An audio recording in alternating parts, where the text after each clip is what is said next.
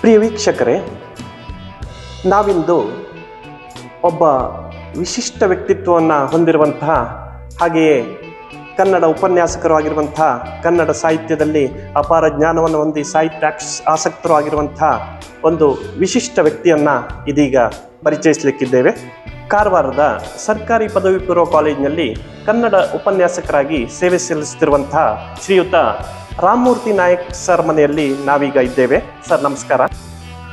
Sir, ತಾವು ಕನ್ನಡ ಶಿಕ್ಷಕರಾಗಿ ಸುದೀರ್ಘ ಸೇವೆ ಸಲ್ಲಿಸಿದವರು. ಸಾಮಾನ್ಯತೆಯಲ್ಲೂ ಅಸಾಮಾನ್ಯ ವ್ಯಕ್ತಿತ್ವ ತಮ್ಮದು. ಬಹಳಷ್ಟು ಶಿಕ್ಷಕ ಸಮುದಾಯಕ್ಕೆ ಮಾರ್ಗದರ್ಶಕರು ಮಾತ್ರವಲ್ಲ, ತಮ್ಮ ವ್ಯಕ್ತಿತ್ವವೇ ಸರ್ವರಿಗೂ ಆದರ್ಶಪ್ರಾಯ. ಸಾಕಷ್ಟು ವಿದ್ಯಾರ್ಥಿ ಸಮುದಾಯದ ಜನಮನವನ್ನು ಗೆದ್ದ ಅಪೂರ್ವ ವೈಶಿಷ್ಟ್ಯತೆಯುಳ್ಳ ಶಿಕ್ಷಕರೆಂದೇ ತಮ್ಮನ್ನು ಕರೆಯಬೇಕು.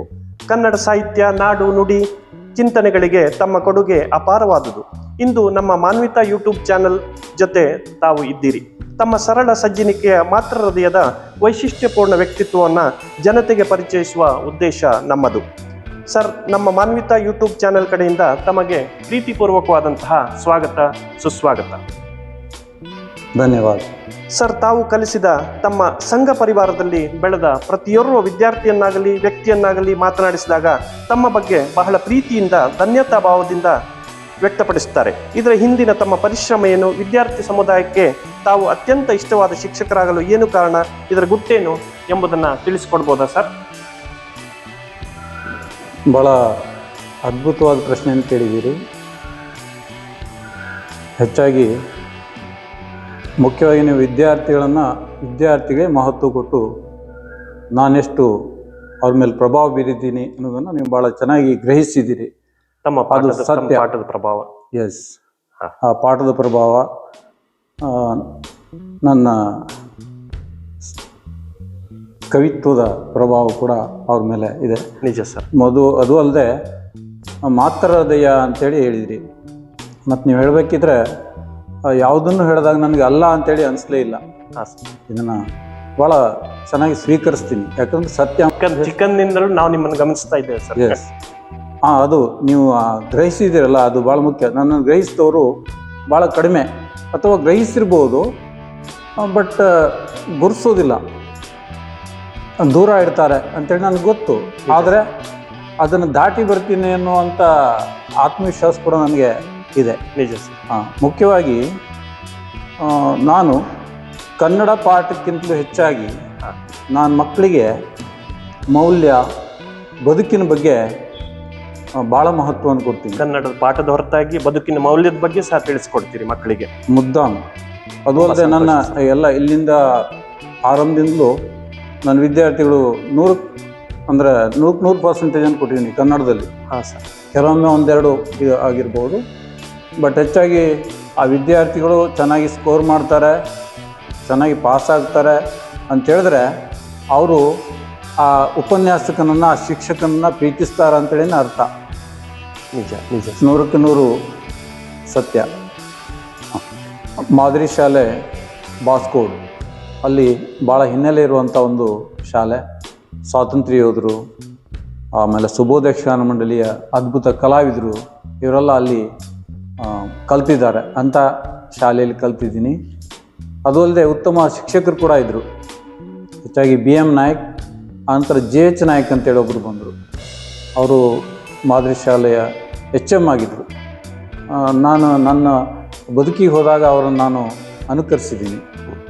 ಯಾಕಂದರೆ ಮಾಡಲ್ ಸ್ಕೂಲ್ HM ಆದಾಗ ನಾನೇ ಬೆಲ್ ಹೊಡಿತಾ ಇದ್ದೆ, ಅವ್ರು ಹೊಡಿತಾ ಇದ್ರು, JH ಅಂತ ಹೊಡಿತಾ ಇದ್ರು. ಹೌದು. ಅವರು ಹಾಂ. ಇಲ್ಲಿ ಹೊಡಿತಾ ಇರೋದು ನಾನು ಮಾಡೋ ಸ್ಕೂಲ್ ಎಚ್ ಎಮ್ ಆದಾಗ ಅದನ್ನು ಅನುಕರಿಸ್ತಾ ಇದ್ದೆ. ಹೌದು. ಮತ್ತು ಬಿ ಎಮ್ ನಾಯ್ಕ್ ಅಂತೂ ಭಾಳ ಪ್ರೀತಿಸ್ತಾ ಇದ್ದರು. ನಿಜವಾಗ್ಲೂ ಆದರ್ಶವಾದಿ ಆಗಿದ್ದರು ಅವರು. ಅವ್ರ ಪ್ರಭಾವ ಆಗಿದೆ. ಆನಂತರ ನನ್ನ ಹೈಸ್ಕೂಲು ನಮ್ಮ ದಿನಕರ್ ದೇಸಾಯಿ ಅವರ ಸಂಸ್ಥೆ PMHS Canara welfare trust. Canara welfare ಟ್ರಸ್ಟ್ನ PM ಸ್ಕೂಲಲ್ಲಿ ಕಲ್ತಿದ್ದೀವಿ. ಯಾವಾಗಲೂ ನಮಗೆ ಅನಿಸುತ್ತೆ, ಯಾವಾಗಲೂ ನಮಗೆ ಒಬ್ಬರೇ ದಿನಕರ ಅಂತ. ಉಳಿದವ್ರು ಯಾವುದೇ ದೃಷ್ಟಿಕೋನದಲ್ಲಿ ನೋಡಿದ್ರು ಕೂಡ ಎಲ್ಲ ಹೇಳ್ತೀವಿ. ಅವರಿಲ್ಲ ಆದರೆ ನಾವು ಹೆಚ್ಚಾಗಿ ಲುಂಗಿ ಪಂಚೆ ಉಟ್ಕೊಂಡು ಗದ್ದೆ ಹೊಡ್ತಾ ಇರ್ತಿದ್ದೀವೋ ಅನಿಸ್ತದೆ. ಯಾಕಂದರೆ ಕಾಲೇಜುಗಳನ್ನು ಅವರು ಇಲ್ಲಿ ಸೃಷ್ಟಿ ಮಾಡದಿದ್ರೆ, ಇಂಥ ಒಂದು ಸಂಸ್ಥೆಯನ್ನು ಕಟ್ಟದೇ ಇದ್ದರೆ, ಭಾಳ ಅದ್ಭುತವಾದ ಶಿಕ್ಷಕರಿದ್ದು PM ಸ್ಕೂಲಲ್ಲಿ. ನಿಜ ಸರ್, ನಿಜ. ನಾನು ಕೂಡ ಅದೇ ಹೈಸ್ಕೂಲಲ್ಲಿ ಕಲ್ತವನು. ಹೌದು. ಅಲ್ಲಿ ನಾನೀಗ ವಿಜ್ಞಾನ ಕ್ಲಾಸಿಗೆ ಬೋಧಿಸ್ಬೇಕಿದ್ರೆ ಆ ವಿಜ್ಞಾನ ವಿದ್ಯಾರ್ಥಿಗಳಿಗೆ ಗೊತ್ತಿಲ್ಲದ ಎಷ್ಟೋ ವಿಷಯಗಳನ್ನು ನಾನು ಹೇಳ್ತೀನಿ. ಆ ವಿಜ್ಞಾನಿಗಳ ಹೆಸರು ಹೇಳೋದು ಎಲ್ಲ ಕಷ್ಟ ಆಗುತ್ತೆ. ಯಾಕೆ ನಾನು ಉದ್ದೇಶಪಟ್ಟು ಓದೋನಲ್ಲ, ಆಸಕ್ತಿಯಿಂದ ಗ್ರಹಿಸ್ತವನು. ಆದರೆ ಆ ವಿಜ್ಞಾನಿಗಳ ಸಂಶೋಧನೆಗಳು ಇವೆಲ್ಲ ನಾನು ಹೇಳ್ತೀನಿ. ಯಾಕೆ ಕಾರಣ ಅಂದರೆ ಪದ್ಮನಾಭ್ ಅಂತ ಪದ್ಮನಾಭ್ ಅಂತೇಳಿ ಒಬ್ಬರು ಮ್ಯಾಥಮೆಟಿಕ್ಸ್ ಶಿಕ್ಷಕರು. ಹಾಂ ಸರ್. ಆಮೇಲೆ Mahale chemistry sir. NB Mahale ಅಲ್ಲ ಸರ್? ನಮಗೂ ಕೆಮಿಸ್ಟ್ರಿ ಕಲಿಸಿದ್ದಾರೆ ಅವರು. ಆಮೇಲೆ ಬಯಾಲಜಿ ದಾರೇಶ್ವರ್ ಅಂತ, ದಾರೇಶ್ವರ್ ಅವರು. ಸುರೇಶ್ ದಾರೇಶ್ವರ್. ಹೌದು ಹೌದು. ಆಮೇಲೆ ಫಿಸಿಕ್ಸ್ KL ನಾಯ್ಕ್ ಸರ್. ಇವರೆಲ್ಲ ಭಾಳ ಪ್ರಭಾವ ಬೀರಿದ್ದಾರೆ. ಮತ್ತು ಎಲ್ಲ ಪ್ರಯೋಗಗಳನ್ನು ಮಾಡ್ತಾಯಿದ್ರು. ಹೆಚ್ಚು ಬೇರೆ ಕಡೆ ಎಲ್ಲ ಪ್ರೌಢಶಾಲೆ ಹಾಗೆ ನಡೀತಾ ಇದೆಯಲ್ಲ ಗೊತ್ತಿಲ್ಲ, ಎಲ್ಲ ಪ್ರಯೋಗಗಳನ್ನು ಮಾಡ್ತಾಯಿದ್ರು. ಭಾಳ ಪ್ರಭಾವವನ್ನು ಬೀರಿದರೆ, ಉತ್ತಮವಾಗಿ ಕಲಿಸಿದ್ರು. ನಾನು ಕಾಲೇಜಿನಲ್ಲಿ ಕಲಿಸ್ಬೇಕಿದ್ರೆ, ಸೈನ್ಸ್ ವಿದ್ಯಾರ್ಥಿಗಳಿಗೆ ಕಲಿಸ್ಬೇಕಿದ್ರೆ ಅಂಥ ಅವಕಾಶ ನನಗೆ ಕಟ್ಟ ಕಡೆಯಲ್ಲಿ ಸಿಕ್ತು. ಉಪ್ಪುಂದಲ್ಲಿ ಸಿಕ್ಕಿತ್ತು, ಭಾಳ ಕಡಿಮೆ ಅವಧಿಯಲ್ಲಿ. ಆದರೆ ಈಗ ನಮ್ಮ ಈ ಕಾಲೇಜಿನಲ್ಲಿ ಕಲಿಸ್ಬೇಕಿದ್ರೆ ಇವರು ಕಲಿಸಿದ ಆ ಜ್ಞಾನ ನಮಗೆ ಪ್ರಭಾವ ಬೀರ್ತು. ಈ ವಿದ್ಯಾರ್ಥಿಗಳು ನನ್ನನ್ನು ಅದ್ಭುತವಾಗಿ ಪ್ರೀತಿಸ್ತಾರೆ. ಅದಕ್ಕೆ ಅದು ಒಂದು ಕಾರಣ ಇರ್ಬೋದು. ಕಾರಣ ಅವ್ರ ಹೆಸರು ಕೂಡ ಹೇಳ್ತಿದ್ದೆ, ಇದೇ ಕಾರಣ ಅಂತಲೂ ಕೂಡ ನಾನು ಹೇಳ್ತಾ ಇದ್ದೆ. ಆಮೇಲೆ GC college Ankola. GC college ಅದೊಂದು ದೊಡ್ಡ ಜ್ಞಾನ ಸಾಗರ. ಅಲ್ಲಿ ನಮಗೊಬ್ಬರೇ ದಿನಕರ ಅನ್ನೋದು ಅದೇ ಕಾರಣಕ್ಕಾಗಿ. ಹೈಸ್ಕೂಲ್ ಇಲ್ಲೇ ಕಲಿತಾ ಇದ್ವೇನೋ, ಎಲ್ಲಾದರೂ ಕಲಿತಿದ್ವೇನೋ. ಆದರೆ ಕಾಲೇಜ್ ಇಲ್ಲಿ ಸೃಷ್ಟಿ ಆಗದೇ ಇದ್ದರೆ, ಇಲ್ಲ ಅಂದರೆ ಅಂಥ ಆರ್ಥಿಕ ಸ್ಥಿತಿ ಕೂಡ ಇರಲಿಲ್ಲ. ನಾವು ಮುಂದೆ ಹೋಗ್ತಾ ಆ ಪರಿಜ್ಞಾನವೇ ಇಲ್ಲ. ನಾನು ಕಲಿಬೇಕಿದ್ರೆ ನಾನು ಸೈನ್ಸ್ ತೊಗೋಬೇಕು, ಆರ್ಟ್ಸ್ ತೊಗೋಬೇಕು, ಕಾಮರ್ಸ್ ತೊಗೋಬೇಕು, ಯಾವ ಜ್ಞಾನ ಕೂಡ ಇಲ್ಲ. ಆದರೆ ನಮ್ಮ ಸೈನ್ಸ್ ಜ್ಞಾನವನ್ನು ನೋಡಿದ್ರೆ ಅದು ತೊಗೊಳ್ತಿದ್ವಿ ಏನೋ ಅಂತ ಅನಿಸ್ತದೆ. ಅಂಥ ಕಾಲದಲ್ಲಿ ನಮಗೆ ಈ GC ಕಾಲೇಜ್ ಅದ್ಭುತ ಜ್ಞಾನನ ಕೊಟ್ಟಿದೆ. ಆ ಕಾಲದ MP Bhat, VA Joshi, doctor Shripad Shetty, RG ಗುಂಡಿ, KV ನಾಯ್ಕ್ ಇಂಥ ಉಪನ್ಯಾಸಕರು ಮತ್ತು ಇದ್ದಾರೆ. KR ಭಟ್. ಹಾಂ ಸರ್. ಇಂಥ ಶಿಕ್ಷಕರು ಕೂಡ ಉಪನ್ಯಾಸಕರ ಮೇಲೆ ಪ್ರಭಾವ ಬೀರಿದರೆ. ಭಾಳ ಅದ್ಭುತವಾದ ಕಾಲೇಜ್. ಹಾಗೆ B.Ed ಧಾರವಾಡದಲ್ಲಿ ಮಾಡಿದ್ವಿ. University college of education Dharwad university, ಧಾರವಾಡದಲ್ಲಿ. ಹಾಂ ಸರ್. ಹೆಚ್ಚಾಗಿ ಕುಮಟಾ ಕಾಲೇಜು ಭಾಳ ಉತ್ತಮವಾಗಿತ್ತು. ಅದಕ್ಕೆ ಸರಿಸಮವಾಗಿ ಅಥವಾ ಅದಕ್ಕಿಂತಲೂ ಉತ್ಕೃಷ್ಟವಾಗಿ ಆ ಕಾಲೇಜು ಇತ್ತು. ಭಾಳ ಅದ್ಭುತವಾದ ಉಪನ್ಯಾಸಕರಿದ್ದರು. ಅದರಲ್ಲೂ BR ಪಾಟೀಲ್ ಅಂತೇಳಿ ಒಬ್ಬರು ಇನ್ನೂ ಬದುಕಿದಾರಂಥವ್ರು, ಹಿರೇಬಾಗೇವಾಡಿಯವರು. ಹಿರೇಬಾಗೇವಾಡಿಯವರು ಬಟ್ ನಿವೃತ್ತಿ ಹಂಚಿ ಬಂದಿದ್ದರು. ಬಟ್ ಆವಾಗ ಅವರು ಅತ್ಯಂತ ಅದ್ಭುತವಾಗಿ ಪ್ರಭಾವವನ್ನು ಬೀರಿದರು. ಅವರು ಕೂಡ ಅವರು ಒಂದು ಮಾತನ್ನು ಹೇಳಿದರು, ಶಿಕ್ಷಕನಾದವನು ಎಲ್ಲವನ್ನು ಹೇಳಬಹುದು ಅಂತ, ಯಾವುದು ಮುಚ್ಚುಮರೆ ಇಟ್ಕೋಬಾರ್ದು.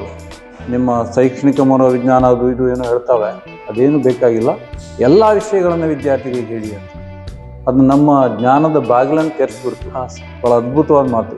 ಅದನ್ನು ಸಂಪೂರ್ಣ ನಾನು ನನ್ನ ಬದುಕಿನಲ್ಲಿ, ಶೈಕ್ಷಣಿಕ ಬದುಕಿನಲ್ಲಿ ಅಪ್ಲೈ ಮಾಡಿಕೊಂಡು ಅಳವಡಿಸ್ಕೊಂಡಿದ್ದೀನಿ. ಹಾಂ ಸರ್. ಆಮೇಲೆ MA ಕರ್ನಾಟಕ ವಿಶ್ವವಿದ್ಯಾಲಯ, ಬಾಹ್ಯ ವಿದ್ಯಾರ್ಥಿ, ಆಂತರಿಕ ಅಲ್ಲ. ಅಲ್ಲಿ ನನ್ನ ಪುಸ್ತಕ, ನಾನು ಬರೆದ ಕವನಗಳನ್ನು ತಗೊಂಡೆ ಅಲ್ಲಿ ಬೇಕಾದಾಗ MAಕ್ಕೆ ಬಳಸ್ಕೊಂಡವರು ಇದ್ದಾರೆ. ನಾನೇನು ಜ್ಞಾನಿ ಅನ್ನೋದಿಲ್ಲ, ಆದರೆ ಅದರ ಹೊರತಾಗಿ ನಾನು ಓದುವಿಕೆ ಇತ್ತು, ಹಾಂ ಸರ್. ಅದನ್ನು ಅಭಿವ್ಯಕ್ತಪಡ್ತೀನಿ. ಆದರೆ ಆ ಫೀಲಿಂಗ್ಸ್ ಇದೆ. ಬಟ್ ಇಲ್ಲಿ ಆ ಬಿ ಎಡ್ ಕಾಲೇಜ್ ನನಗೆ ಭಾಳ ಪ್ರಭಾವವನ್ನು, ಬಿ ಎಡ್ ಕಾಲೇಜ್ ನಿಮ್ಮಲ್ಲಿ ಭಾಳ ನಿಜವಾದ ಪ್ರಭಾವವನ್ನು ಬೀರಿದೆ. ಹಾಂ ಸರ್. ಹೌದು ಸರ್, ತಾವು ಯಾವ್ಯಾವ ಶಾಲಾ ಕಾಲೇಜುಗಳಲ್ಲಿ ಯಾವ್ಯಾವ ಊರಿನಲ್ಲಿ ಶಿಕ್ಷಕರಾಗಿ ಉಪನ್ಯಾಸಕರಾಗಿ ಕಾರ್ಯನಿರ್ವಹಿಸಿದಿರಿ ಸರ್? ಆ ದಿನಗಳಲ್ಲಿ ತಮ್ಮ ಅನುಭವಗಳನ್ನು ತಿಳಿಸ್ಕೊಡಿ ಸರ್. ಮೊದಲನೇದಾಗಿ ಚಿತ್ರದುರ್ಗ ಜಿಲ್ಲೆ, ಈಗಿನ ದಾವಣಗೆರೆ ಜಿಲ್ಲೆಯ ಜಗಳೂರು ತಾಲೂಕಿನ ಅಸ್ಗೋಡು ಅಂತೇಳಿ ಒಂದು ಹಳ್ಳಿ, ಅವಾಗ ಚಿತ್ರದುರ್ಗ ಜಿಲ್ಲೆ ಆಗಿತ್ತು. ಹೌದು. ಹಾಂ. ಅಲ್ಲಿ ಮಾದರಿ ಶಾಲೆಯ ಮುಖ್ಯೋಪಾಧ್ಯಾಯನಾಗಿ ಅಲ್ಲಿ ಕೆಲಸ ಮಾಡಿದ್ದೀನಿ. ಮಾದರಿ ಶಾಲೆಯ ಹೆಡ್ ಮಾಸ್ಟ್ರು. ಹೌದು. ಮೊನ್ನೆ ಒಬ್ಬರು MS ಹಳ್ಳೂರು ಅನ್ನೋರಿಗೆ ಮತ್ತೆ ಫೋನ್ ನಂಬರ್ ತಗೊಂಡು ಅವ್ರಿಗೆ ಮಾತಾಡಿಸಿದಾಗ, ಸರ್ ಅದು ಆ ಕಾಲ ನಿಮ್ಮ 3 ವರ್ಷ ಗೋಲ್ಡನ್ ಲೈಫ್ ಅಂತ ಅವ್ರು ಹೇಳಿದ್ದು. ಅದಕ್ಕೆ ಅವರನ್ನು ನೀವೇ ಮಾತಾಡಿಸ್ಕೊಂಡು ಚೆನ್ನಾಗಿರುತ್ತೆ ಅಂತ ನನಗೆ ಅನಿಸುತ್ತೆ. ಯಾಕಂದರೆ ಇಲ್ಲಿ ನನ್ನ ಬಗ್ಗೆ ನಾನೇ ಹೇಳ್ಕೊಳ್ಳೋದು ಕಷ್ಟ ಆಗುತ್ತೆ, ಹೇಳಿದ್ರು ಕಷ್ಟ ಆಗುತ್ತೆ. ಖಂಡಿತ ಸರ್. ಆ 3 ವರ್ಷ ನನಗೆ ಊರ ಕಡೆನೇ ಸೆಳೆತ. ಆದರೂ ಅಲ್ಲಿ ಟೈಮ್ ಕಾನ್ಷಿಯಸ್, ನಮ್ಮ ಇಲ್ಲಿಯ ಉತ್ತರ ಕನ್ನಡದ ಟೈಮ್ ಕಾನ್ಷಿಯಸ್ ಅಲ್ಲಿ ಭಾಳ ಉಪಯೋಗ ಬಂತು. ನನಗೂ ಬಂತು, ಅಲ್ಲಿಯ ಶಿಕ್ಷಕರಿಗೆ ಮತ್ತು ವಿದ್ಯಾರ್ಥಿಗಳು ಕೂಡ ಪ್ರಭಾವ ಆಯಿತು. ಅಲ್ಲಿ ಹೋದಾಗ ಎಲ್ಲರೂ ನನ್ನ ತಂದೆಯ ವಯಸ್ಸಿನವರು. ಈಗಾಗಲೇ 5 ಮಂದಿ ಶಿಕ್ಷಕರು ಇಲ್ಲ, ನಾನು ಹೋದಾಗ ಇದ್ದಂಥ ಶಿಕ್ಷಕರು ಈಗಿಲ್ಲ. ಬಟ್ ಅಲ್ಲಿ ನನಗೂ ಆ ಈಗ ನಾನು ಫಸ್ಟ್ ಮಾಡಿದ ಕೆಲಸ ಅಂಥೇಳಿ ನನಗೆ ಖುಷಿ ಕೂಡ ಇದೆ. ಅಲ್ಲಿ ಆ ಶಾಲೆಗೆ ಹೆಚ್ಚಾಗಿ 100 ವರ್ಷದ ಹಂಚಿಗೆ ಬರ್ತಾಯಿತ್ತು. ಆದರೂ ಒಂದು ಹೆಸರು ಇರಲಿಲ್ಲ ಅದಕ್ಕೆ. ಅಲ್ಲಿ ಕಾಣೋದಕ್ಕೆ ಹೊರಗಡೆ ಎಲ್ಲೂ ಬೋರ್ಡ್ ಆಗಲಿ ಎಲ್ಲವೂ ಇರಲಿಲ್ಲ. ಅಲ್ಲಿ ಗೋಡೆ ಮೇಲೆ ಹೆಸರನ್ನು ನಾನು ಹೋದ ಕಾಲಕ್ಕೆ ಸಿಮೆಂಟ್ನಿಂದ ಬರೆಸಿದ್ದೀನಿ, ನಾಮಫಲಕ. ಅಲ್ಲಿ ಅದು ಆಗ ಇದ್ರ ಗೋಡೆ ಮೇಲೇ ಇದೆ. ಗೋಡೆ ಮೇಲೆ. ಹೌದು. ಇನ್ನೊಂದು ಧ್ವಜಸ್ತಂಭ ಅಲ್ಲಿ ಈ ಜನವರಿ 26 ಆಗಸ್ಟ್ ಅದನ್ನೆಲ್ಲ ಮಾಡೋದಕ್ಕೆ ಶಾಲೆ ಮಧ್ಯದಲ್ಲಿ ಒಂದಿತ್ತು. ಅದು ಬಿಟ್ಟು ಹಿಂದ್ಗಡೆ ಏನು ಮಾಡ್ತಾಯಿದ್ರು, ಕಂಬ ಹುಗಿತಾ ಇದ್ರು. ನಾನು ಹೋದ ಕಾಲಕ್ಕೆ ಅದನ್ನು ಯಾವುದೋ ಕಾಂಟ್ರಾಕ್ಟರ್ ಬೆಂಬಲ ತಗೊಂಡು ಅದನ್ನು ಮಾಡಿಸ್ದೆ, ಧ್ವಜಸ್ತಂಭ ನಿರ್ಮಾಣ. ಹಾಂ ಸರ್. ಇನ್ನೊಂದು ಡ್ರಮ್ ಸೆಟ್. ಒಬ್ಬ PT ಮಾಸ್ಟರ್ ಇದ್ದರು, ಅವರು MP.Ed ಕೂಡ ಮಾಡಿದ್ರು ಅಂತ ಕಾಣಿಸ್ತದೆ. ಅವರಿಗೆ ಅದರ ಆಸಕ್ತಿ ಇತ್ತು. ಅದನ್ನು ಏನೋ ಡ್ರಮ್ಸ್ ಹೋದಾಗಿನಿಂದ ಹೇಳ್ತಾಯಿದ್ರು. ನಾನೇನು 25 ವರ್ಷದ ಹುಡುಗ. ಆವಾಗ ಬಂದಾಗಲಿಂದಲೇ ನನ್ನ ಮೇಲೆ ಅವರಿಗೆ ಭರವಸೆ. ಅವರು ಬಿಜಾಪುರ ಕಡೆಯವರು, ಭಾಳ ಇಷ್ಟಪಡ್ತಾಯಿದ್ರು. ಅಲ್ಲಿ ಶಿಕ್ಷಕರು ನಾನು ಇರೋದು ಸ್ವಲ್ಪ ಮಗು ಅಲ್ವಾ ಅಂಥೇಳಿ ಕಷ್ಟ ಕೂಡ ಆಗ್ತಾಯಿತ್ತು. ಆ ಸಮಯಕ್ಕೆ ಅವ್ರು ನನಗೆ ಬೆಂಬಲವಾಗಿ ಕೂಡ ನಿಂತರು. ಅಷ್ಟೇ ಭಾಳ ಉತ್ತಮವಾಗಿ ಕೆಲಸ ಮಾಡ್ತಾಯಿದ್ರು. ಅವರು ಡ್ರಮ್ ಸೆಟ್ ಬೇಕು ಅಂತ ಹೇಳ್ತಿದ್ರು, ಬ್ಯಾಂಡ್ ಸೆಟ್. ಆವಾಗ ಅದನ್ನು ಮಾಡಿಸಿದ್ವಿ, ಅಲ್ಲಿಯ ಡೊನೇಷನ್ ಎತ್ತಿ ಮಾಡಿಸಿದ್ವಿ. ಆ ಶಿಕ್ಷಕರೀಗ ಬೆಂಗಳೂರಿನಲ್ಲಿ ಒಂದು ಸಂಸ್ಥೆಯನ್ನು ಸ್ಥಾಪಿಸಿ ಒಂದು 750 ಬೆಂಗಳೂರಿನಲ್ಲಿ 750 ವಿದ್ಯಾರ್ಥಿಗಳು. ಹೌದು. ಅಂತ ಆ ವ್ಯಕ್ತಿ ನಾನು ಟ್ರಾನ್ಸ್ಫರ್ ಆಗಿ ಬರ್ಬೇಕಾದ್ರೆ ಅವ್ರ ಮಿಸ್ಸಸ್ಗೆ ಅಂದೆ, ಉತ್ತಮವಾಗಿದ್ರು, ನಾನು ಅವ್ರನ್ನ ನೆನೆಸ್ಕೋಬೇಕು. ನನಗೆ ಮೊದಲು ಸಹಕರಿಸ್ತಾ ಇದ್ರು. ಅವ್ರ ಬಗ್ಗೆ ನಾನೇನಾದ್ರು ಒಳ್ಳೇದು ಹೇಳಿದ್ದಿದ್ರೆ ಚಿತ್ರದುರ್ಗದ ನೆನಪಿರುವಂಥ ವಿಷಯ. ಆ ನಂತರ ವರ್ಗಾವಣೆಯಾಗಿ ಹೊನ್ನಾವರಕ್ಕೆ ಬಂದೆ. ಹೊನ್ನಾವರದಲ್ಲಿ ಅಲ್ಲೂ ಕೂಡ ಮಾದರಿ ಶಾಲೆ. ನನ್ನ ಆಯ್ಕೆ ಪ್ರೌಢಶಾಲೆದು, ಮಾಡಲ್ ಸ್ಕೂಲ್ HM ಆಗಿ ಇದ್ದೆ. ಇಲ್ಲೂ ಕೂಡ ಅಲ್ಲೇ ಬಂದೆ ಸಹಜವಾಗಿ. ನಮ್ಮ ಜಿಲ್ಲೆಗೆ ಬಂದಾಗ. ಹೌದು. ಇಲ್ಲಿ ಜೂನಿಯರ್ ಚೇಂಬರ್ JC ಅಲ್ಲಿ ಭಾಗವಹಿಸಿದೆ. ಮತ್ತು ಸಹಜವಾಗಿ ಸಾಹಿತ್ಯ ಪರಿಷತ್ನಲ್ಲಿ ಭಾಗವಹಿಸಿದೆ, ಕನ್ನಡ ಸಾಹಿತ್ಯ ಪರಿಷತ್ತು ಅದರಲ್ಲಿ. ಒಟ್ಟಿನಲ್ಲಿ ಇದು ಖುಷಿ ಕೊಡು ನನಗೆ. ನನ್ನ ವ್ಯಕ್ತಿತ್ವವನ್ನು ಬಿಚ್ಕೊಳ್ಳೋದಕ್ಕೆ ಹೊನ್ನಾವರದಲ್ಲಿ ಸಾಧ್ಯ ಆಯಿತು. ಬೇರೆ ಬೇರೆ ಸಾಹಿತ್ಯ, ಬೇರೆ ಬೇರೆ ಸಂಘಟನೆಗಳಲ್ಲೆಲ್ಲ ಭಾಗವಹಿಸ್ತಾ ಇದ್ದೆ. ಆ ನಂತರ ಸರ್ಕಾರಿ ಪ್ರೌಢಶಾಲೆ ಬೆಳಕೆ ಭಟ್ಕಳ ನಾನು ಹೋಗುವ ಸಮಯದಲ್ಲಿ ಅಲ್ಲಿ ಕನ್ನಡ ಉಪಾಧ್ಯಾಯ ಆಗಿ ಕೆಲಸ ಮಾಡಿದೆ. ಆಗ 199 ಸಂಖ್ಯೆ ಇತ್ತು, ಮಕ್ಕಳ ಸಂಖ್ಯೆ. ಆನಂತರ ಬರುವ ವರ್ಷನೇ 350, ಆಮೇಲೆ 750 ದಾಟ್ತಾ ಇತ್ತು. ಅಲ್ಲಿ ಪ್ರಭಾರಿ ಮುಖ್ಯೋಪಾಧ್ಯಾಯ ಕೂಡ 2 ವರ್ಷ ಕೆಲಸ ಮಾಡಿದ್ದೀನಿ ಬೆಳಕೆಯಲ್ಲಿ. ಹೆಚ್ಚಾಗಿ ನಾನು ಆ ವಿದ್ಯಾರ್ಥಿಗಳ ಮೇಲೆ ಅಲ್ಲಿ ಪ್ರಭಾವ ಬೀರಿದಷ್ಟು ಮತ್ತಿಷ್ಟು ಬೇರೆ ಕಡೆ ಬೇರಿದ್ದೀನೋ ಇಲ್ಲೋ ಅಂತ ಅನಿಸ್ತದೆ. ಯಾಕೆಂದರೆ ಅಲ್ಲೇ ಆ ಹೈಸ್ಕೂಲಿಂದ ಕಲಿತ ಮಕ್ಕಳು ಒಂದು 4-5 ಮಂದಿ ಕವಿಗಳಾಗಿ ನನಗೆ ಗೊತ್ತಿರುವ ಹಾಗೆ ಹೊರಹೊಮ್ಮಿದ್ದಾರೆ. ರಾಜ್ಯ ಮಟ್ಟದ ಪತ್ರಿಕೆಯಲ್ಲಿ ಕೂಡ ಬರೀತಾರೆ. ಗೀತಾ ಹೆಗಡೆ ಅಂತ ಒಬ್ಬಳು, ತಮ್ಮ ಸಾಹಿತ್ಯದ ಪ್ರಭಾವ ಅವ್ರ ಮೇಲೂ ಆಗಿದೆ. ಆಮೇಲೆ ಮಂಜುನಾಥ್ ಎಲುಡಿಕೋರ್ ಅಂತ ಹೇಳೋ ಹುಡುಗ, ಪೊಲೀಸ್ ಮತ್ತು ಬರೀತಾನೆ. ಆಮೇಲೆ ಗಂಪು ಅಂತ ಒಬ್ಬ ವಿದ್ಯಾರ್ಥಿ, ಅವನು ಪುಸ್ತಕ ಮಾಡಿದ್ದಾನೆ. ಮಾಡೋದು ಅಷ್ಟೇ ಅಲ್ಲದೆ ಆ ಪುಸ್ತಕ ಮಾರಿದ ಹಣವನ್ನು ಕ್ಯಾನ್ಸರ್ ರೋಗಿಗಳಿಗೆ ಕೊಟ್ಟಿದ್ದಾರೆ. ಆಮೇಲೆ ಈ ಸಹಾಯ ಮಾಡುವಂಥ ಸಂಘಟನೆಗಳನ್ನು ಕಟ್ಕೊಂಡಿದ್ದಾರೆ. ಪ್ರಾಣಿ ಪಕ್ಷಿಗಳಿಗೆ ನೀರು ಕೊಡುವಂಥ ಇದನ್ನು ಜ್ಞಾನ ಮೂಡಿಸುವಂಥ ಕೆಲಸ ಕೂಡ ಮಾಡ್ತಾರೆ, ಸಮಾಜ ಸೇವೆಯನ್ನು ಮಾಡ್ತಾರೆ ಅಂತ. ಮತ್ತು ಅದು ಅಲ್ಲದೆ ಅವ್ರು ಹೇಳ್ತಾರೆ, ಸರ್ ನಮ್ಮ ಗುಂಪುಗಳಲ್ಲಿ ಈಗಲೂ ಕೂಡ ನಿಮ್ಮ ಬಗ್ಗೆ ನಾವು ಚರ್ಚೆ ಮಾಡ್ತೀವಿ ಅಂತೇಳಿ ಹೇಳ್ತಾರೆ. ಅವರು ಮಾಡುವ ಒಳ್ಳೆಯ ಆ ಕೆಲಸಕ್ಕೆ ನಂದು ಏನೋ ಕೊಡುಗೆ ಇರ್ಬೋದೇನೋ ಅನಿಸ್ತದೆ. ಅದು ಅಲ್ಲದೆ ನಾನು ಕೇವಲ ಅವರಿಗೆ ಕನಸಿನ ಬೀಜನ ಬಿತ್ತಿದೆ, ಕೆಲಸ ಮಾಡ್ತಾಯಿದ್ದೀನಿ. ಆದರೂ ಅವ್ರು ಮಾಡುವ ಮಟ್ಟಕ್ಕೆ ಸಂಘಟನೆ ಕಟ್ಟಿ ಮಾಡ್ತಾ ಇಲ್ವೇನೋ, ನಾನು ಹಣವನ್ನೆಲ್ಲ ಅವರಿಗೆ ಆ ರೀತಿ ಆ ಮಕ್ಕಳಾಗಿ ಖರ್ಚು ಮಾಡ್ತಾ ಇಲ್ವೇನೋ ಅಂತೇಳಿ ಅನಿಸ್ತದೆ. ನಾನು ಅವರಿಗೆ ಕಲಿಸಿದ್ದೀನಿ, ಅವ್ರು ನನಗೆ ಕಲಿಸಿದ ಅನುಭವ ಆಗ್ತಾಯಿದೆ. ಒಟ್ಟಿನಲ್ಲಿ ಆ ಬೆಳಕಿಯಲ್ಲಿ ಭಾಳ ಪ್ರತಿಭಾಶಾಲಿಗಳು ಹುಟ್ಟಿದ್ದಾರೆ. ಅದು ಕೂಡ ನನಗೆ ನೆನಪಿರುವಂಥದ್ದು. ಆಮೇಲೆ ಅಲ್ಲಿಂದ 2007ಕ್ಕೆ ಉಪ್ಪುಂದ ಕಾಲೇಜಿಗೆ, ಉಪ್ಪುಂದ ಅಂದರೆ ಉಡುಪಿ ಜಿಲ್ಲೆ. ಹೌದು. ಅಲ್ಲಿ ಪ್ರಮೋಷನ್ ಪಡೆದು ಅಲ್ಲಿಗೆ ಹೋದೆ. ಅಲ್ಲಿವರೆಗೆ ನಾನು ಬೆಳಕಿಯಲ್ಲಾಗಲಿ ಚಿತ್ರದುರ್ಗ ಮತ್ತು ಹೊನ್ನಾವರದಲ್ಲೂ ಕೂಡ ಕೆಲಸವನ್ನು ಮಾಡಿದ್ದೀನಿ. ಅಲ್ಲಿ ಬಹುತೇಕ ಕೆಲಸಗಳನ್ನು ಮಾಡ್ತಾಯಿಲ್ಲ, ಬಟ್ ವಿದ್ಯಾರ್ಥಿಗಳ ಮೇಲೆ ಪ್ರಭಾವವನ್ನು ಬೀರಿದ್ದೀನಿ. ಅಲ್ಲೂ ಕೂಡ ಕೆಲವು ಕವಿಗಳು ಹುಟ್ಕೊಂಡಿದ್ದಾರೆ, ಬೇರೆ ಬೇರೆ ಅಂಥ ಕೆಲಸಗಳಿದ್ದಾರೆ. ಅದರಲ್ಲೂ ನಾಗರಾಜ್ ಮೊಗೇರ್ ಅಂತೇಳಿ ಕಡಲು ಅನ್ನೋ ಕಾವ್ಯ ನಮ್ಮದಲ್ಲಿ ಚೆನ್ನಾಗಿ ಬರೀತಾ ಇದ್ದಾನೆ. ಪುಸ್ತಕ ಪ್ರಕಟಿಸಿಲ್ಲ, ಅದ್ಭುತವಾದ ಕವಿ. ಅಲ್ಲೂ ಕೂಡ ಯಾವುದೇ ನಾನು ಉದ್ದೇಶಪಟ್ಟು ಮಾಡದಿದ್ರೂ ಕೂಡ ಅಲ್ಲೂ ಕೂಡ ಕವಿಗಳು ಬೆಳೆದಿದ್ದಾರೆ. ಅಲ್ಲಿ 500ರಷ್ಟು ಸಂಖ್ಯೆ ಇತ್ತು. ಒಬ್ಬನೇ ಕನ್ನಡ ಉಪನ್ಯಾಸಕವನ್ನೆಲ್ಲ ನಿರ್ವಹಿಸ್ತಾ ಇದ್ವಿ. ಅಲ್ಲೂ ಕೂಡ ಪ್ರಭಾವ ಇದೆ. ಆನಂತರ ಗುಳ್ಳಾಪುರಕ್ಕೆ ಬಂದೆ. ಅಲ್ಲಿ ಸಂಖ್ಯೆ ಕಡಿಮೆ ಇದೆ, ಆದರೆ ಪ್ರತಿಭಾಶಾಲಿಗಳಿದ್ರು. ಅಲ್ಲಿ 10-12 ವರ್ಷ ಕೆಲಸ ಮಾಡಿದ್ವಿ. ಅದೇ ಸಮಯಕ್ಕೆ ಅಲ್ಲಿ ಕಡಿಮೆ ಸಂಖ್ಯೆ ಇದೆ ಅಂತೇಳಿ ಯಲ್ಲಾಪುರ ಕಾಲೇಜಿಗೆ, ಅಕ್ಸೂರು ಕಾಲೇಜಿಗೆ, ಆಮೇಲೆ ಅಂಕೋಲ ಕಾಲೇಜಿಗೆ ಡೆಪ್ಯುಟೇಷನ್ ಮಾಡ್ತಾಯಿದ್ರು. ಅಲ್ಲೆಲ್ಲ ಮಾಡಿದ ಅನುಭವ ಇದೆ. ಈಗ ಕಾರವಾರದಲ್ಲಿ ಕೆಲಸ ಮಾಡ್ತಾಯಿದ್ದೀನಿ. ಹೌದು, 2.5 ವರ್ಷದಿಂದ.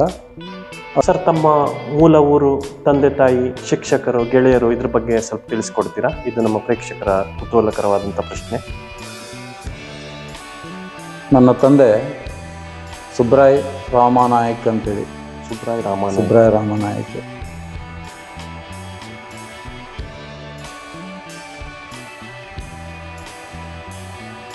ನಮ್ಮ ಮನೆಯ ವಿಶೇಷ ಅಂದರೆ ನಮ್ಮ ಅಜ್ಜ ಮುತ್ತಜ್ಜ ಊರೂರಿಗೆ ಈ ಭೂಮಿಯ ನ್ಯಾಯವನ್ನು ತೀರ್ಸ್ಕೋಗುವಂಥ ಒಂದು ವ್ಯಕ್ತಿ. ಅವರಿಗೆ ಉಂಬಳಿ ಕೊಟ್ಟಾಗ ಅವರು ಆ ನ್ಯಾಯ ನಿರ್ಣಯ ಮಾಡೋದಕ್ಕೆ ಉಂಬಳಿಯನ್ನು ಕೊಡ್ತಾಯಿದ್ರು, ತಮ್ಮ ಜಮೀನನ್ನು ಸ್ವಲ್ಪ ಕೊಡ್ತಾಯಿದ್ರು. ಆ ಟೈಮಿಗೆ ಅವರು ತನ್ನ ಹೆಸರಿಗೆ ಬರ್ಸ್ಕೊಳ್ಳೋದೇ ಬರ್ತಾಯಿದ್ರು. ಅವ್ರು ಬರ್ಸ್ಕೊಂಡು ಬಂದಿದ್ದೇ ಆಗಿದ್ರೆ ಹೆಚ್ಚಾಗಿ ಸುತ್ತಮುತ್ತ ಊರುಗಳಲ್ಲೆಲ್ಲ ಆ ಇರುಗುತ್ತಿ ಆ ಕಡೆ ಈ ಕಡೆ ಎಲ್ಲ ಕಡೆನೂ ನಮ್ಮ ಜಮೀನು ಇರ್ತಾಯಿತ್ತು. ಅದರ ಇದಕ್ಕೆ ಹೋಗಿಲ್ಲ ಅಂಥವ್ರ. ಅದು ಅಲ್ಲದೆ ಒಂದು ವಿಶೇಷತೆ ಅಂದರೆ ಹಾಂ ಸರ್. ಅವ್ರದ್ದೇ ಮೊಮ್ಮಗ ಹಾಂ. ಒಬ್ಬ ಜಡ್ಜ್ ಸುಖದೇವ್ ನಾಯಕ್ ಅಂತೇಳಿ ನ್ಯಾಯಾಧೀಶನಾಗಿ ನಿವೃತ್ತನಾದ ಮೇಲೂ ಕೂಡ ಕೆಲವು ವರ್ಷ ಅವರ ಸೇವೆಯನ್ನು ಸರ್ಕಾರ ಬಳಸ್ಕೊಂಡಿದೆ. ಹಾಂ. ಅಂದರೆ ಸುಖದೇವ್ ನಾಯಕ್. ಹಾಂ, ಎಸ್. ಆ ಜೀನ್ಸ್ ನೀವೇನಾದರೂ ನನಗೆ ಅದನ್ನು ನೀವು ನನ್ನ ಗ್ರಹಿಸಿಯನ್ನೇ ಹೇಳಿದ್ದಿದ್ರೆ, ನನ್ನ ವಿಶಿಷ್ಟತೆಯನ್ನು ಹೇಳಿದ್ದಿದ್ರೆ ಹಾಂ ಸರ್, ಅದು ನನ್ನ ವಂಶವಾಹಿನಿಯಿಂದ ಬಂದಿರೋದು ಅಂತೇಳಿ ಅನಿಸ್ತದೆ. ಸುಖದೇವ್ ನಾಯ್ಕ್ ನಿಮ್ಗೆ ಏನಾಗ್ಬೇಕು ಸರ್? ಅವ್ರು ನನ್ನ ಚಿಕ್ಕಜ್ಜನ ಮಗ. ಚಿಕ್ಕಜ್ಜನ ಮಗ, ನಮ್ಮ ಅಪ್ಪನ ಚಿಕ್ಕಪ್ಪನ. ಹಾಂ ಸರ್. ಅದರಿಂದ ಆ ಪ್ರಭಾವ ಆಗಿದೆ. ಅಪ್ಪ ಅವರು, ಅಮ್ಮ ನಾಗಮ್ಮ ನಾಯಕ್ ಅಂತ. ನಾಗಮ್ಮ ನಾಯ್ಕ್. ಹಾಂ. ವಿಶೇಷ ಅವ್ರದ್ದು ತಾಯಿ ಮನೆ ಊರು ಯಾವ್ದು ಸರ್? ಒಂದಿಗೆ. ಸರ್, ತಾವು ಯಾವ್ಯಾವ ಸಂಘ ಸಂಸ್ಥೆಗಳಲ್ಲಿ ಸಕ್ರಿಯ ಸದಸ್ಯತ್ವ ಪಡೆದಿದ್ದೀರಿ? ಈ ಬಗೆಯ ಸಾಮಾಜಿಕ ಕಾಳಜಿ ತಮ್ಮಲ್ಲಿ ಒಡಮೂಡಲು ಕಾರಣವೇನು? ಯಾವ್ಯಾವ ಸಂಘ ಸಂಸ್ಥೆಗಳು ತಮ್ಮನ್ನ ಗುರುತಿಸುವೆ? ಇದ್ರ ಬಗ್ಗೆ ತಿಳಿಸ್ಕೊಡಿ ಸರ್. ಮೊದಲನೇದಾಗಿ ನಮ್ಮೂರಲ್ಲೇ ಒಂದು 45 ವರ್ಷಗಳನ್ನು ದಾಟಿ ಹೋಗ್ತಾ ಇರುವಂಥ ಜನತಾ ಕ್ರಿಕೆಟ್ ಕ್ಲಬ್ ಇದೆ. Janata cricket club. ಅದು ನಡುಬೇಣ ಬಾಸ್ಕೋಡ್ ಅಂತಾರೆ. ಹೌದು, ಕೇಳಿದ್ದೀನಿ. ಅಲ್ಲಿ ನಡೀತಾ ಇರೋದು. ನನ್ನ 14ನೇ ವಯಸ್ಸಿಗೆ ನಾನು ಆ ಸಂಸ್ಥೆಯಲ್ಲಿ ಸಕ್ರಿಯ ಸದಸ್ಯ. ಹಾಂ. ಆಮೇಲೆ ಹಲವಾರು ಇದನ್ನು ಕಾರ್ಯಕಾರಿ ಕಮಿಟಿಯಲ್ಲಿ ಕೆಲಸ ಮಾಡಿದ್ದೀನಿ. ಅಧ್ಯಕ್ಷನಾಗಿ 3 ವರ್ಷ ಕೆಲಸ ಮಾಡಿದ್ದೀನಿ. ಪರಿವರ್ತಿತ ಕೆಲಸಗಳನ್ನು ಮಾಡಿದ್ದೀವಿ. Janata cricket club. ಅಲ್ಲೇ ಆಟಗಾರನಾಗಿ ಕೂಡ ಆಡಿದ್ದೀನಿ. ಹಲವು ವರ್ಷ ಓಪನಿಂಗ್ ಬ್ಯಾಟ್ಸ್ಮನ್ ಆಗಿ ಆಟ ಆಡಿದ್ದೀನಿ. ಹೌದು, ಅಲ್ಲಿ ನಮ್ಮೂರ ಮಟ್ಟಿಗೆ ಆ ಕಾಲಕ್ಕೆ ಉತ್ತಮ ಆಟಗಾರ ಅಂತೇಳಿ ಹೇಳ್ತಾರೆ. ಆಮೇಲೆ ಕನ್ನಡ ಸಾಹಿತ್ಯ ಪರಿಷತ್ತಿನ ಹೊನ್ನಾವರ ಶಾಖೆಯ ಕಾರ್ಯದರ್ಶಿ. ಹೌದು. ಆಮೇಲೆ ಜೂನಿಯರ್ ಚೇಂಬರ್ ಅಂತಾರಾಷ್ಟ್ರೀಯ ಮಟ್ಟದ ಸಂಸ್ಥೆ ಜೆ ಸಿಯಲ್ಲಿ ಅಧ್ಯಕ್ಷ ಕೂಡ ಆಗಿದ್ದೀನಿ. 96ರಲ್ಲಿ ಅಧ್ಯಕ್ಷನಾಗಿದ್ದೀನಿ. ಮತ್ತು ಅಲ್ಲಿ ಕೆಲಸ ಮಾಡಿದ್ದೀವಿ. ಅದರಲ್ಲೂ JC ವೀಕ್ ಅಂತ ಆಗ್ತಾಯಿತ್ತು. ಹೆಚ್ಚಾಗಿ ಒಂದು 45 ಮೇಲೆ ಕಾಂಪಿಟೇಷನ್ ಆಗ್ತವೆ. JC ಸಪ್ತಾಹ. ಸರ್, ತಾವೀಗ ನಿವೃತ್ತಿಯ ಅಂಚಿನಲ್ಲಿರುವವರು, ಕನ್ನಡ ಉಪನ್ಯಾಸಕರು ನಿಜ. ಆದರೆ ಎಲ್ಲದಕ್ಕಿಂತ ಹೆಚ್ಚಾಗಿ ತಾವೊಬ್ಬ ನಿಷ್ಠಾವಂತ ಪ್ರಾಮಾಣಿಕ ವ್ಯಕ್ತಿ. ಸರ್, ಇದನ್ನ ಜನ ಗುರುತಿಸಿದ್ದಾರೆ. ಇದರ ಬಗ್ಗೆ ತಮ್ಮ ಅಭಿಪ್ರಾಯ ತಿಳಿಸ್ಕೊಡ್ತೀರಾ ಸರ್? ಅದು 100ಕ್ಕೆ 100 ಸತ್ಯ ಅಂತ ಅನಿಸ್ತದೆ. ಅದಕ್ಕೆ ಕಾರಣನ ನಾನು ಕೊಟ್ಟೆ. ಹಾಂ ಸರ್. ನನ್ನ ತಾಯಿ ಕಡೆ ಮನೆಯಲ್ಲೂ ಬಂದಿದೆ. ಹಾಂ. ಇಲ್ಲೂ ಕೂಡ ಅದು ಇದೆ. ಹಾಂ. ಹೆಚ್ಚಾಗಿ ಅದು ನಮ್ಮ ರಕ್ತಗತವಾಗಿದೆ ಅಂತೇಳಿ ನನಗೆ ಅನಿಸ್ತದೆ. ಸರ್, ತಮ್ಮ ಪಾಠ ಪ್ರವಚನ, ಓದು ಬರಹ, ಸಾಮಾಜಿಕ ಕಾಳಜಿ, ಕನ್ನಡ ಪ್ರೀತಿ, ಇದ್ರ ಬಗ್ಗೆ ತಮ್ಮ ಕುಟುಂಬ ವ್ಯವಸ್ಥೆ ಹೇಗೆ ತಮಗೆ ಸ್ಪಂದಿಸಿದೆ ಸರ್? ಇದ್ರ ಬಗ್ಗೆ ಸ್ವಲ್ಪ ತಿಳಿಸ್ಕೊಡಿ. ಶಿಕ್ಷಕ ವೃತ್ತಿ ಅನ್ನೋದು ನಮ್ಮ ಜೀವಾಳ. ಹೆಚ್ಚಾಗಿ ಮೊದಲು PUC ಮೊದಲನೇ ವರ್ಗಕ್ಕೆ ಹೋಗೋಲ್ಲಿವರಿಗೆ ಬೇರೆ ಬೇರೆ ಗುರಿಗಳಿದ್ದಿರ್ಬೋದು. ಆದರೆ ಯಾವಾಗ PUC ಫಸ್ಟ್ ಇಯರ್ ಮುಗಿದು ಸೆಕೆಂಡ್ ಇಯರ್ಗೆ ಹೋದ್ನೋ ಆವಾಗ ನಾನು ಉಪನ್ಯಾಸಕನಾಗಬೇಕು ಅನ್ನೋ ಕನಸನ್ನು ಕಂಡೆ. ಆವಾಗಲೇ. ಹೌದು. ಅದು ಅಲ್ಲದೆ ಫಸ್ಟ್ ಇಯರ್ದ ಮಾರ್ಕ್ಸ್ ಕಾರ್ಡ್ ನನ್ನ ಮಾವ ನೋಡ್ದ. ಅಲ್ಲಿ ಇವರಿಗೆ ಜಾಯಮಾನದಲ್ಲಿ ನಾವು ಓದ್ದವರಲ್ಲ. ಬೆಟ್ಟ ಬಯಲು ಸುತ್ತದೆ ಆಟ ಆಡಿದ್ವಿ. ಯಾರು ಓದು ಇದಾಗಬೇಕು ಅದಾಗಬೇಕು ಯಾವ ಗುರಿಯನ್ನು ಮೂಡಿಸಿದವರು ಹೇಳಿದವರು ಇಲ್ಲ. ನಮಸ್ಕಾರ, ನನ್ನ ಹೆಸರು ಭಂಡಾರಿ ಅಂತ.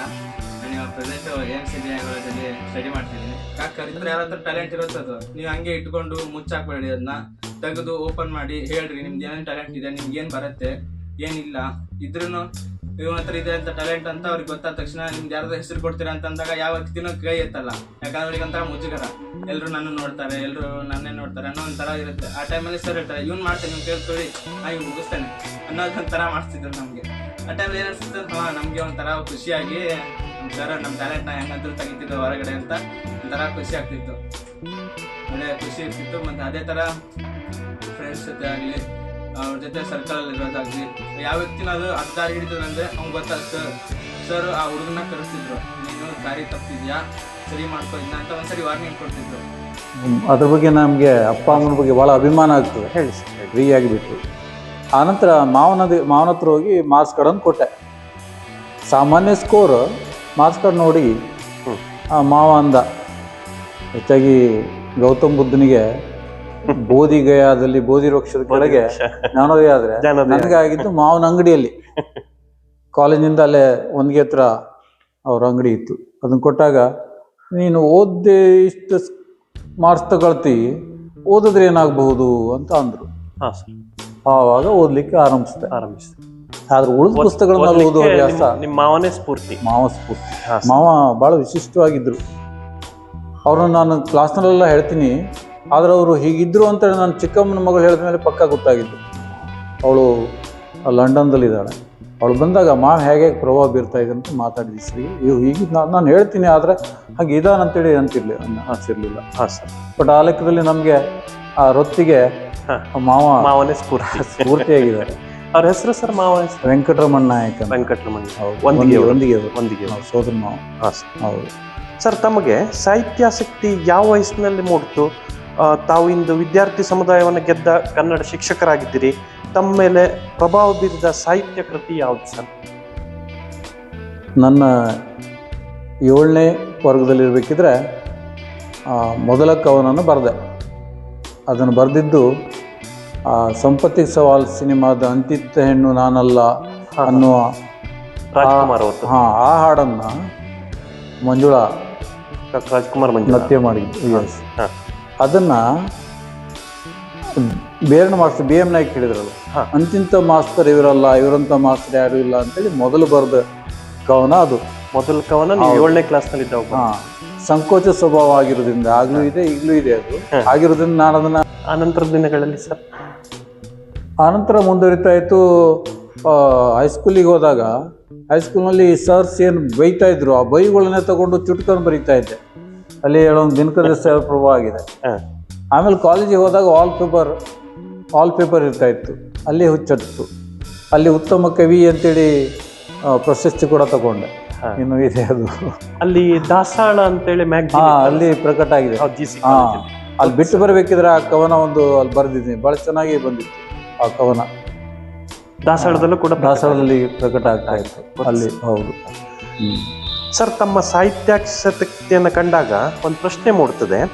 ಆಧುನಿಕ ಕನ್ನಡ ಸಾಹಿತ್ಯದ ನವೋದಯ, ಪ್ರಗತಿಶೀಲ, ನವ್ಯ ಮತ್ತು ಬಂಡಾಯ ಸಾಹಿತ್ಯ, ಈ ಪಂಥಗಳಲ್ಲಿ ತಮ್ಮ ಗಮನ ಸೆಳೆದ ಸಾಹಿತ್ಯ ಪ್ರಕಾರ ಯಾವ್ದು ಸರ್? ತಮಗೆ ಕನ್ನಡ ಸಾಹಿತ್ಯದ ಲೇಖಕರು ಯಾರು ಇಷ್ಟ ಸರ್? ಅಡಿಗರು ಪ್ರಭಾವ ಬೀರಿದ್ದಾರೆ. ಆಮೇಲೆ ಕುವೆಂಪು ಅವರು, ಬೇಂದ್ರೆ, ಈಗಿನ ಕಾಲದ ಜಯಂತ್ ಕಾಯ್ಕಿಣಿ ಅವರು ನಮ್ಮ ಉತ್ತರ ಕನ್ನಡ ಜಿಲ್ಲೆ ಗೋಕರ್ಣದವರು. ವಿವೇಕ್ ಶಾನ್ಭಾಗ್, ಅಕ್ಕ AK ರಾಮಾನುಜನ್, ಇಂಥವರ ಹಲವರ ಪ್ರಭಾವ ಇದೆ. ಆದರೆ ನನಗೆ ಯಾವುದೇ ಈ ಸಾಹಿತ್ಯ ಪಂಥಗಳ ಬಗ್ಗೆ ನಾನು ಹೆಚ್ಚಾಗಿ ಇದು ಮಾಡಿಲ್ಲ. ಸಹಜವಾಗಿ ಬರ್ತೀನಿ. ಆದರೆ ನನ್ನ ಕೃತಿ ಇದಕ್ಕೆ ಗೋಪಾಲಕೃಷ್ಣ ಅಡಿಗರ ನವ್ಯಕ್ಕೆ ಹೋಲಿಕೆ ಆಗುತ್ತೆ. ಮಲೆಯಲ್ಲಿ ಮದುಮಗಳು ಮತ್ತು ಕಾನೂರು ಸುಬ್ಬಮ್ಮ ಹೆಗ್ಗಡತಿ, ಇದು ಕುವೆಂಪುರವರು. ಆಮೇಲೆ ಹೆಚ್ಚಾಗಿ ಬೇಂದ್ರೆಯವರ ಎಲ್ಲ ಸಾಹಿತ್ಯ ಕೃತಿಗಳಿದ್ದಾವೆ. ಹೆಚ್ಚು ಕಡಿಮೆ ಈಗಿನ ಜಯಂತ್ ಕಾಯ್ಕಿಣಿ ಭಾಳ ಪ್ರಭಾವವನ್ನು ಬೀರಿದ್ದಾರೆ. ನಮ್ಮ ಬೆಳಕಿಯಲ್ಲಿ ಮಕ್ಕಳು ಕವಿಗಳ ಬೆಳೆಯೋದಕ್ಕೆ ಜಯಂತ್ ಕಾಯ್ಕಿಣಿ ಅವಾಗ ಭಾವನಾ ಅಂತ ಒಂದು ಪತ್ರಿಕೆ ತರ್ತಾ ಇತ್ತು. ಅದರ ಪ್ರಯೋಗಗಳನ್ನು ನಾನು ಆ ವಿದ್ಯಾರ್ಥಿಗಳಿಗೆ ಪ್ರಭಾವ ಬೀರಿಸ್ತಾ ಇದ್ದೇವೆ. ಅದರಿಂದ ಆ ಮಕ್ಕಳಿಗೆ ಭಾಳ ಪ್ರಭಾವ ಆಗಿದೆ ಅದು ಅನಿಸ್ತಾ ಇದೆ. ಸರ್, ತಮ್ಮ ಕೃತಿಗಳ ಬಗ್ಗೆ ಸ್ವಲ್ಪ ತಿಳಿಸ್ಕೊಡ್ತೀರಾ? ನನ್ನ ಕೃತಿ? ಸರ್. ನನ್ನ ಕೃತಿ ಒಂದು ಊರು ಸೂರಿನೊಳಗಲ್ಲ ಅಂತ ಕರಾವಳಿ ಮುಂಜಾವದಲ್ಲಿ ಅದು ವಾರದ ಕಾಲಮ್ ಆಗಿ ಪ್ರಕಟ ಆಗಿದೆ.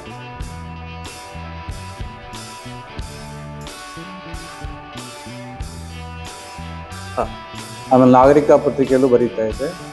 ಇನ್ನೊಂದು ಅಂಬರಗುಬ್ಬಿ ಅಂತ ಕವನ ಸಂಕಲನ ನವ್ಯ ಆಗಿದೆ. ಅದು ಹೆಚ್ಚಾಗಿ ಎಲ್ಲ ವಿಮರ್ಶಕರು ಅದರ ಬಗ್ಗೆ ವಿಶಿಷ್ಟವಾಗಿ ಗುರುತಿಸಿದ್ದಾರೆ.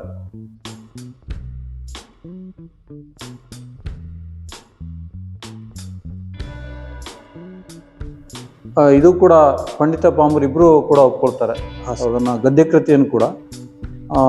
ಕನ್ನಡ ಇದು ಪ್ರಜಾವಾಣಿಯಲ್ಲಿ ಅದರ ಬಗ್ಗೆ ವಿಮರ್ಶೆ ಬಂದಿದೆ. ಅಂಬರಗುಬ್ಬಿ ಬಗ್ಗೆ ಎಲ್ಲ ಪತ್ರಿಕೆಗಳು ಬರೆದಿದ್ದಾರೆ. ಆದರೆ ನನ್ನ ಕವನಗಳನ್ನು ಹಾಕೋದಿಲ್ಲ, ನವಿ ಆಗಿರೋದ್ರಿಂದ ಕವನಗಳನ್ನು ಹಾಕೋದಿಲ್ಲ. ಕವನದ ಬಗ್ಗೆ ವಿಶಿಷ್ಟವಾಗಿ ಬರೆದಿದ್ದಾರೆ. ಹೌದು, ಮಹೇಶ್ವರಿ ಯು ಅಂತೇಳಿ ಅವರು ಅದರ ಬಗ್ಗೆ ವಿಶಿಷ್ಟವಾಗಿ ಕನ್ನಡ ಪ್ರಭ ಅಲ್ಲ, ಹೊಸದಿಗಂತಲ್ಲಿ ಬರೆದಿದ್ದಾರೆ. ಹೆಚ್ಚಾಗಿ ಭಾಳ ಇದನ್ನು ಕೊಟ್ಟಿದ್ದಾರೆ. ಸರ್, ಕನ್ನಡ ಸಾಹಿತ್ಯದಲ್ಲಿ ವಿವಿಧ ಪ್ರಕಾರಗಳಿದ್ದಾವೆ. ಕತೆ, ಕವನ, ಕಾದಂಬರಿ, ಪ್ರಬಂಧ, ವಿಮರ್ಶೆ. ಇದರಲ್ಲಿ ನಾವು ಇಷ್ಟಪಡುವಂತಹ ಕನ್ನಡ ಸಾಹಿತ್ಯದ ಪ್ರಕಾರ ಯಾವುದು ಸರ್? ಕಾವ್ಯ ಪ್ರಬಂಧ ಬರೆದಿದ್ದೀನಿ, ಆದರೆ ನನಗೆ ಇಷ್ಟ ಆಗೋದು ಕಾವ್ಯನೇ. ಯಾಕಂದರೆ ಆ ಕಾವ್ಯದಿಂದ ಸರ್, ಬೇರೆಯವರು ಬೆಳೀತಾರೋ ಏನೋ ನನಗೆ ಗೊತ್ತಿಲ್ಲ, ಆದರೆ ಆಂತರಿಕವಾಗಿ ನಾವು ಬೆಳೀತಾ ಹೋಗ್ತೀವಿ. ಅದು ನನ್ನ ಸಂಕಲನದಲ್ಲಿ ಗೊತ್ತಾಗುತ್ತೆ. ನಿಜ ಸರ್. ನನಗೆ ಅದು ಗೊತ್ತಾಗಿಲ್ಲ. ನಾನು ಬರೆದಾಗ ಬೇರೆಯವ್ರದನ್ನು ನೋಡಿ ಬೆಳಗ್ತಿಲ್ದಾಗ ನನಗೆ ಗೊತ್ತಾಯ್ತು ಅದನ್ನು ನೋಡಿದ ರೀತಿ. ಮತ್ತು ನಮ್ಮ ನಾಗರಿಕ ಪತ್ರಿಕೆಯಲ್ಲಿ ಮತ್ತು ಕರಾವಳಿ ಮುಂಜಾವದಲ್ಲೂ ಕೂಡ ಅದರ ಬಗ್ಗೆ ಬರೆದಿದ್ದಾರೆ. ನಾಗರಿಕದ ಪತ್ರಿಕೆಯಲ್ಲಿ ನನ್ನ ಬರೆದ ಸಾಲುಗಳನ್ನೆಲ್ಲ ಸುತ್ತ ಹಾಕಿ ನನ್ನನ್ನು ಮಧ್ಯದಲ್ಲಿ ಫೋಟೋ ಹಾಕಿ ಭಾಳ ಫೋಕಸ್ ಮಾಡಿ ಭಾಳ ಸುಂದರವಾಗಿ ಬರೆದಿರೋದನ್ನು. ಅದು ನನಗೆ ಬೆಳವಣಿಗೆಗೆ ಎಲ್ಲೋ ಒಂಥರ ಪೋಷಕ ಆಯಿತು. ಕಾವ್ಯ ಪ್ರಕಾರ ತುಂಬ ಇಷ್ಟ. ಸರ್, ತಮ್ಮ ಪೂರ್ವದ ಹಳೆಗನ್ನಡ, ನಡುಗನ್ನಡ ಮತ್ತು ಹೊಸಗನ್ನಡ, ಇದರಲ್ಲಿ ತಾವು ಇಷ್ಟಪಡುವ ಹಳೆಗನ್ನಡದ ಕಾವ್ಯ ಯಾವುದು? ಕವಿ ಯಾರು? ಇದ್ರ ಬಗ್ಗೆ ತಿಳಿಸ್ಕೊಡ್ತೀರಾ? ಪೂರ್ವದ ಹಳೆಗನ್ನಡದಲ್ಲಿ ಒಡ್ಡಾರಾಧನೆ ಖುಷಿ ಕೊಟ್ಟ ಒಂದು ಗದ್ಯ ಕೃತಿ. ಆಮೇಲೆ ಹಳೆಗನ್ನಡದಲ್ಲಿ ಪಂಪ ಅದರಲ್ಲಿ ಮತ್ತೆ ಬೇರೆ ಮಾತಿಲ್ಲ. ಉಳಿದವರೆಲ್ಲ ಪ್ರಭಾವ ಬೀರಿರ್ಬೋದು, ಬಟ್ ಪಂಪನ ಕೃತಿ ಭಾಳ ಕನ್ನಡ ಸಾಹಿತ್ಯವನ್ನೇ ಹುಟ್ಟಾಕಿದ್ದು. ಅದಲ್ಲದೆ ವಿಶ್ವ ಸಾಹಿತ್ಯವನ್ನು ಓದ್ದೇನೆ ವಿಶ್ವ ಸಾಹಿತ್ಯದ ಮಟ್ಟಕ್ಕೆ ಬರೆದಂಥ ಕೃತಿ. ಅದರ ಬಗ್ಗೆ ಇನ್ನೂ ಕೂಡ ವಿಮರ್ಶೆ ಬರೀತಾ ಇದ್ದಾರೆ. ನಿಜ ಸರ್. ಈಗ ನಿವೃತ್ತಿ ಆದಮೇಲೆ ಮತ್ತು ಹೆಚ್ಚಿನ ಓದನ್ನು ಮಾಡಬೇಕಾಗಿದೆ, ಹಸಿವಿದೆ ಇನ್ನು. ಸರ್, ಹಾಗೆಯೇ ದಾಸ ಸಾಹಿತ್ಯ, ವಚನ ಸಾಹಿತ್ಯ, ಷಟ್ಪದಿ, ರಗಳೆ, ಸಾಂಗತ್ಯ, ತಮಗೆ ಇದರಲ್ಲಿ ಇಷ್ಟವಾದ ಪ್ರಕಾರ ಯಾವುದು? ಹಾಗೆ ತಿಳಿಸ್ಕೊಡಿ ಸರ್. ಹೆಚ್ಚಾಗಿ ವಚನಗಳು ಭಾಳ ಖುಷಿ ಕೊಡುವಂಥ ವಿಷಯ. ಅದರಲ್ಲೂ ಧರ್ಮದ ವಿರುದ್ಧವಾಗಿ ಅಲ್ಲ, ಧರ್ಮದಲ್ಲಿರುವ ದೋಷಗಳನ್ನು ತೆಗೆಯುವ ಹಾಗೆ, ಮತ್ತು ಅಮೂರ್ತ ಕಲ್ಪನೆಗಿಂತಲೂ ಮೂರ್ತಕ್ಕೆ, ಯಾವುದೋ ಶಕ್ತಿಗಿಂತಲೂ ಮನುಷ್ಯನಲ್ಲಿ ಇರುವಂಥ ಶಕ್ತಿಗೆ ಮಹತ್ವ ಕೊಟ್ಟದ್ದು ಸಹಜವಾಗಿ ನಮ್ಮೊಳಗೆ ಅದು ಬೆಳೆದಿದೆ ಅಂತ ಒಂದು ಸಾಹಿತ್ಯ, ವಚನ ಸಾಹಿತ್ಯ ಹೆಚ್ಚಿನ ಪ್ರಭಾವವನ್ನು ಬೀರಿದೆ. ಸರ್, ತಾವು ಸಾಕಷ್ಟು ವಿದ್ಯಾರ್ಥಿ ಸಮುದಾಯವನ್ನು ಬೆಳೆಸಿದವರು ಸರ್. ಇಂದಿನ ವಿದ್ಯಾರ್ಥಿ ಸಮುದಾಯಕ್ಕೆ ಹಾಗೆ ಯುವ ಪೀಳಿಗೆಗೆ ತಮ್ಮ ಸಂದೇಶವನ್ನು ತಿಳಿಸ್ಕೊಡ್ತೀರಾ ಸರ್?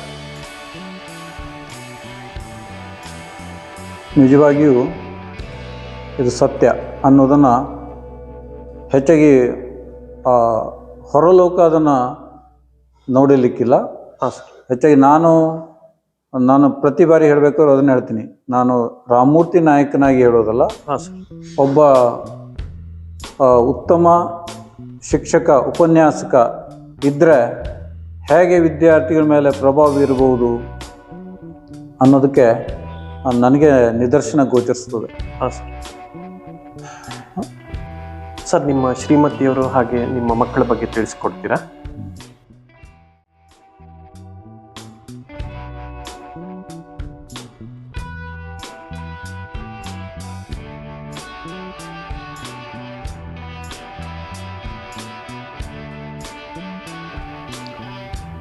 ನನ್ನ ಶ್ರೀಮತಿ ಮುಕ್ತಾ ಬಿ ನಾಯಕ್ ಅಂತೇಳಿ, ಹೆಚ್ಚಾಗಿ ಶಿಕ್ಷಕರೇ ತುಂಬಿರುವಂಥ ಮನೆಯಿಂದ ಬಂದವರು.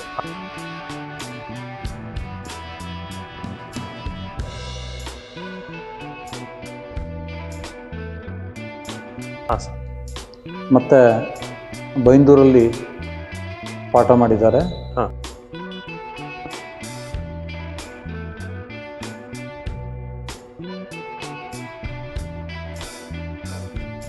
ಹೆಚ್ಚಾಗಿ ಯಾವಾಗಲೂ ಕೂಡ 85% ಮೇಲೆ ಕೊಟ್ಟಿದ್ದಾರೆ. ಸೈನ್ಸ್ದೊಳಗೆ CBZ ಅವರು ಕೊಟ್ಟಿದ್ದಾರೆ. ಮತ್ತು ಆ ಏರಿಯಾದಲ್ಲಿ, ಆ ಪ್ರದೇಶದಲ್ಲಿ ಮುಕ್ತಾ ನಾಯ್ಕ್ ಸ್ಟೂಡೆಂಟ್ ಅನ್ನುವಂಥ ವಿದ್ಯಾರ್ಥಿಗಳು ಭಾಳ ಮಂದಿ ಇದ್ದಾರೆ. ಹೆಚ್ಚಾಗಿ ಎಷ್ಟೇ ಮಂದಿ ಇದ್ದರೂ ಕೂಡ ವಿಶೇಷವಾದ ಪ್ರಭಾವ ಇರುವಂಥ ಶಕ್ತಿ ಇದೆ. ಮತ್ತು ಕನ್ನಡ ಮಾಧ್ಯಮ ಮತ್ತು ಇಂಗ್ಲೀಷ್ ಮಾಧ್ಯಮ ಎರಡರಲ್ಲೂ ಕೂಡ ಪುಸ್ತಕ ಇಲ್ಲದೆ ಪಾಠ ಮಾಡುವ ಯೋಗ್ಯತೆ ಇದೆ. ಕ್ಲಾಸ್ ವರ್ಗ ಶಿಕ್ಷಕಿ, ಹೈಸ್ಕೂಲ್ ಶಿಕ್ಷಕಿ. ಹಾಂ ಸರ್, ಹೌದು, ಅದಿದೆ. ಅಲ್ಲಿ ಸುಬ್ರಹ್ಮಣ್ಯ ಅಂತೇಳಿ ಒಬ್ಬರು ಅವ್ರ ವಿದ್ಯಾರ್ಥಿ ಇಲ್ಲೇ ಇದ್ದಾರೆ. ಹುಳ್ಗಾ ಕಾಲೇಜಿನ ಫಿಸಿಕ್ಸ್ ಲೆಕ್ಚರರ್. ಹಾಂ ಸರ್, ಅವನ್ನೆಲ್ಲ ಮಾತಾಡ್ಸ್ಕೊಳ್ತಾರೆ. ಆಮೇಲೆ ನನ್ನ ಮಕ್ಕಳು, ಹಾಂ ಸರ್, ಸಿಂಚನ ಅಂತ, ಅವಳು ಆರಂಭದಿಂದ ಕೊನೆಯವರೆಗೂ ಕೂಡ ಫಸ್ಟ್ ಹೊಡಿತಾನೆ ಹೋಗಿದ್ದಾಳೆ ತನ್ನ ಕಾಲೇಜಿಗೆ. ಆಮೇಲೆ ಸಿವಿಲ್ ಇಂಜಿನಿಯರಿಂಗ್ 8ನೇ ರ್ಯಾಂಕ್ ಹೊಡ್ಕೊಂಡ್ಳು. ಅದರಲ್ಲೂ ಒಂದು ವಿಷಯದಲ್ಲಿ ಗೋಲ್ಡ್ ಮೆಡಲ್ ಕೂಡ ತೊಗೊಂಡಿದ್ದಾಳೆ. ಈಗ ಸಾಫ್ಟ್ವೇರ್ ಇಂಜಿನಿಯರ್. ಅವರ ಗಂಡ ಚೇತನ್ ಆತ ಮೆಕ್ಯಾನಿಕಲ್ ಇಂಜಿನಿಯರ್. ಇನ್ನೊಂದು ಮಗಳು ಸಮೀಕ್ಷಾ, ಅವಳು ಆರ್ಕಿಟೆಕ್ಟ್ ಆಗಿದ್ದಾಳೆ. ಹೌದು, ಆಳ್ವಾಸದಲ್ಲಿ ಕಲ್ತಿದ್ಲು. ಅವಳು ಕೂಡ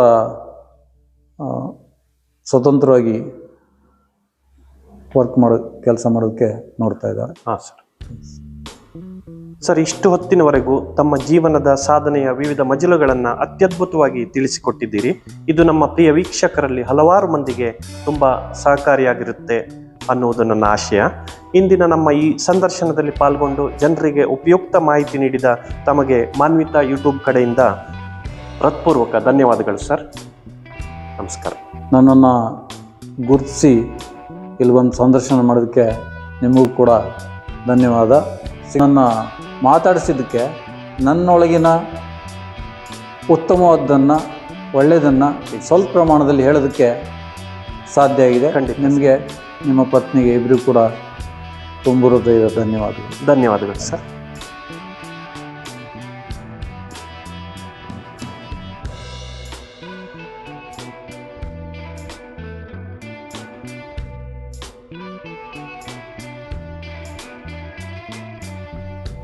ನಮಸ್ಕಾರ ಪ್ರಿಯ ವೀಕ್ಷಕರೇ, ಮಾನ್ವಿತಾ ಸ್ಟುಡಿಯೋ ಇದು ನಿಮ್ಮ ಚಾನಲ್. ವಿಶಿಷ್ಟ ಸ್ಥಳ, ವಿಶಿಷ್ಟ ವ್ಯಕ್ತಿತ್ವ ಮತ್ತು ವೈಶಿಷ್ಟ್ಯಪೂರ್ಣ ವಸ್ತು ವಿಚಾರಗಳನ್ನು ನಿಮ್ಮೆಲ್ಲರಿಗೂ ಪರಿಚಯಿಸುವ ಸದುದ್ದೇಶ ನಮ್ಮದು. ನೀವು ಭಾಗಿಗಳಾಗಬೇಕೇ? ಹಾಗಾದರೆ ಬನ್ನಿ, ನಮ್ಮ ಮಾನ್ವಿತಾ ಯೂಟ್ಯೂಬ್ ಚಾನಲನ್ನು ಈಗಲೇ ಸಬ್ಸ್ಕ್ರೈಬ್ ಮಾಡಿ, ಲೈಕ್ ಮಾಡಿ, ಶೇರ್ ಮಾಡಿ.